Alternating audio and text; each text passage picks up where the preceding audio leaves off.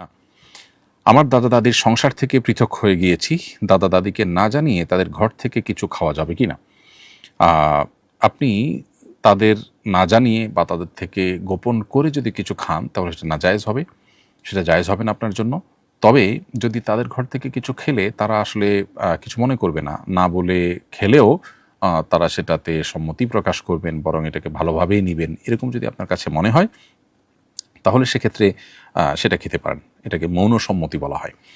আর যদি তারা দেখলে আপত্তি করবেন বা বাধা দিবেন, সেক্ষেত্রে আপনি লুকোচুরি করে খান, তাহলে সেক্ষেত্রে দাদাদেই হওয়ার কারণেই তাদের জিনিসপত্র আপনি ভোগ করবেন, সেটা কিন্তু জায়েজ নয়। সেটা আপনার জন্য নাজায়েজ এবং হারাম হিসাবে বিবেচিত হবে।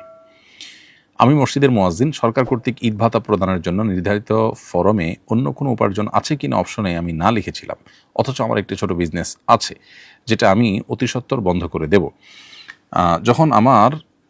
এখন আমার কি সরকারি ভাতা নেওয়া হালাল হয়েছে?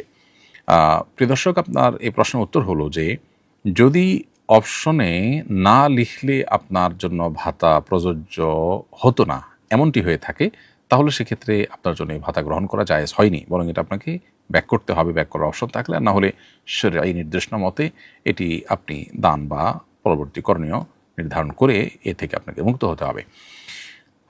যখন কোনো উপহার উপঢৌকনের জন্য শর্ত দেওয়া হয় যে এই ক্যাটাগরির মানুষকে দেওয়া হবে, তখন আপনি সেই ক্যাটাগরির মানুষ না হয়েও সেটা গ্রহণ করেছেন, সেদিক থেকে এটা গ্রহণ করার জন্য জায়েজ হবে না, এটা আপনাকে ব্যাক করতে হবে। আর যদি ব্যাপারটা এরকম না যে এই হ্যাঁ নার উপরে আপনার ভাতা নির্ধারণ হতো, বরং আপনি না লিখলেও হ্যাঁ লিখলেও আপনি ভাতা পেতেন, এরকম যদি হয় তাহলে সেক্ষেত্রে ভাতা গ্রহণ করা আপনার জন্য জায়েজ হবে।